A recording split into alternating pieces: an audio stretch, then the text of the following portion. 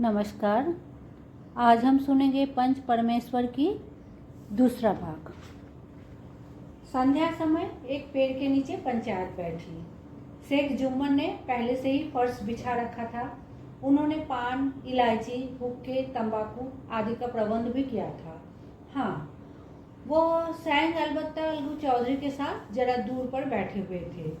जब पंचायत में कोई आ जाता था तब दबे हुए सलाम से उसका स्वागत करते थे। जब सूर्य अस्त हो गया और चिड़ियों की कलरवयुक्त पंचायत पेड़ों पर बैठी तब यहाँ भी पंचायत शुरू हुई। फर्श की एक एक अंगुल जमीन भर गई, पर अधिकांश दर्शक ही थे।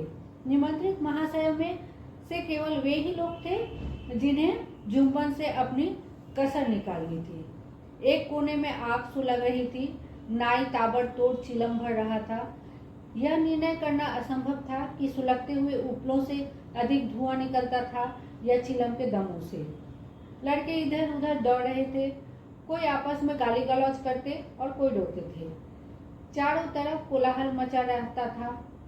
गांव के कुत्ते इस जमाव का भोज समझकर झुंड के झुंड जमा हो गए थे।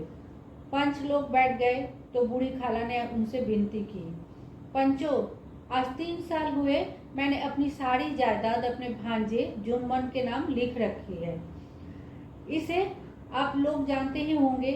जुम्मन ने मुझे ताहयात रोटी कपड़ा देना कबूल किया। साल भर तो मैंने इसके साथ रो धोकर काटा, पर अब रात दिन का रोना नहीं सहा जाता। मुझे न पेट की रोटी मिलती है न तन का कपड़ा। वेकस वेवा हूँ, कचहरी दरबार नहीं कर सकती। तुम्हारे सिवा और किसको अपना दुख सुनाऊं?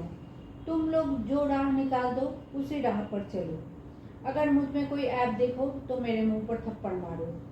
जुम्मन में बुराई देखो तो उसे समझाओ। क्यों एक बेकस की आह लेता है? मैं पंचों का उस हुक्म सिर माथे पर चढ़ाऊंगी। रामधन मिश्र, जिनके कई असामियों को जुम्मन ने अपने गांव में बसा लिया था, बोले, जुम्मन मियाँ, किसे पंच बदते हो? अभी से इसका निपटारा कर लो, फिर जो कुछ पंच कहेंगे वही मानना पड़ेगा। जुम्मन को इस समय सदस्यों में विशेषकर वे ही लोग दिख पड़े जिनसे किसी न किसी कारण उनका वैमनस्य था। जुम्मन बोले, पंचों का हुक्म अल्लाह का हुक्म है। खाला जान जिसे चाहे उसे बदे, मुझे कोई उज्र नहीं। खाला ने चिल्लाकर कहा, अरे अल्लाह के बंदे, पंचों का नाम क्यों नहीं बता देता? कुछ मुझे भी तो मालूम हो। जुम्मन ने क्रोध से कहा, अब इस वक्त मेरा मुंह न खुलवाओ खाला। तुम्हारी बन पड़ी है, जिसे चाहो पंच बदो। खाला जान जुम्मन के आक्षेप को समझ गए। वो बोली, बेटा, खुदा से डरो। पंच न किसी के दोस्त होते हैं न किसी के दुश्मन। कैसी बात कहते हो? और तुम्हारा किसी पर विश्वास न हो तो जाने दो। अलगू चौधरी को तो मानते हो, लो मैं उन्हीं को सरपंच बनती हूँ। जुम्मन शेख आनंद से फूल उठे, परंतु भावों को छिपाकर बोले, अलगू ही सही, मेरे लिए जैसे रामधन वैसे अलगू। अलगू इस झमेले में फंसना नहीं चाहते थे। वे कन्नी काटने लगे। बोले, खाला, तुम जानती हो कि मेरी जुम्मन से गाढ़ी दोस्ती है। खाला ने गंभीर स्वर में कहा, बेटा, दोस्ती के लिए कोई अपना ईमान नहीं बेचता। पंच के दिल में खुदा बसता है। पंचों के मुंह से जो बात निकलती है वो खुदा की तरफ से निकलती है। अलगू चौधरी सरपंच हुए। रामधन मिश्र और जुम्मन के दूसरे विरोधियों ने बुढ़िया को मन में बहुत कोसा। अलगू चौधरी बोले, शेख जुम्मन, हम और तुम पुराने दोस्त हैं।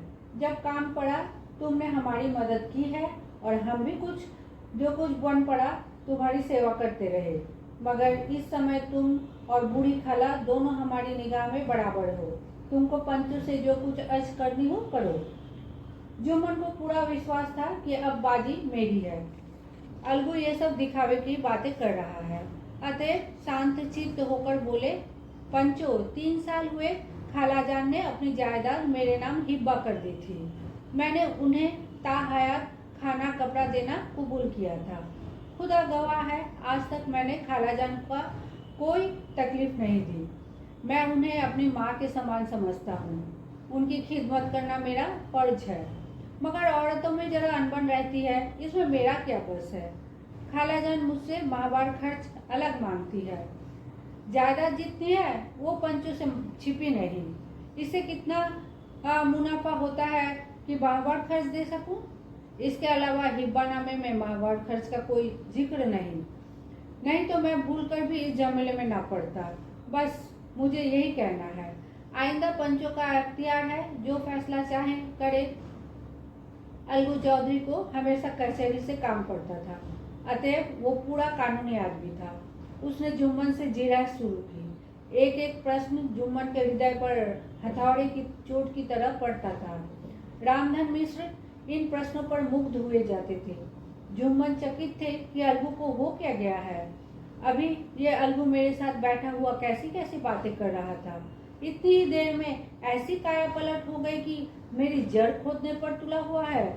न मालूम कब की कसर ये निकाल रहा है। क्या इतने दिनों की दोस्ती कुछ भी काम न आएगी। जुम्मन शेख तो इसी संकल्प विकल्प में पड़े हुए थे कि इतने में अलगू ने फैसला सुनाया। जुम्मन शेख पंचों ने इस मामले पर विचार किया। उन्हें यह नीति संगत मालूम होता है कि खालाजान को माहवार खर्च दिया जाए। हमारा विचार है कि खाला की जायदाद से इतना मुनाफा अवश्य होता है कि माहवार खर्च दिया जा सके। बस यही हमारा फैसला है। अगर जुम्मन को खर्च देना मंजूर न हो तो हिब्बानामा रद्द समझा जाए। ये फैसला सुनते ही जुम्मन सन्नाटे में आ गए। जो अपना मित्र हो वो शत्रु का व्यवहार करे और गले पर छुरी फेरे, इसे समय के हेर फेर के सिवा और क्या कहें। जिस पर पूरा भरोसा था उसने समय पड़ने पर धोखा दिया। ऐसे ही अवसरों पर झूठे सच्चे मित्रों की परीक्षा की जाती है। यही कलयुग की दोस्ती है। अगर लोग ऐसे कपटी धोखेबाज न होते तो देश में आपत्तियों का प्रकोप क्यों होता। ये हैजा, प्लेग आदि व्याधियां दुष्कर्मों के ही दंड है। मगर रामधन मिश्र और अन्य पंच अलगू चौधरी की इस नीति परायण तक की प्रशंसा जी खोल कर रहे थे। वे कहते थे इसका नाम पंचायत है, दूध का दूध और पानी का पानी कर दिया। दोस्ती दोस्ती की जगह है, किंतु धर्म का पालन करना मुख्य है। ऐसे ही सत्यवादियों के बल पर पृथ्वी ठहरी है, नहीं तो वो कब की रसातल को चली जाती। इस फैसले ने अलगू और जुम्मन की दोस्ती की जड़ हिला दी। अब वे साथ साथ बातें करते नहीं दिखाई देते थे। इतना पुराना मित्रता रूपी वृक्ष सत्य का एक झोंका भी न सह सका। सचमुच वह बालू की ही जमीन पर खड़ा था। उनमें अब शिष्टाचार का अधिक व्यवहार होने लगा। एक दूसरे की आवभगत ज्यादा करने लगे। वे मिलते जुलते थे, मगर उसी तरह जैसे तलवार से ढाल मिलती है। जुम्मन के चित्त में मित्र की कुटिलता आठों पहर खटका करती थी। उसे हर घड़ी यही चिंता रहती थी कि किसी तरह बदला लेने का अवसर मिले।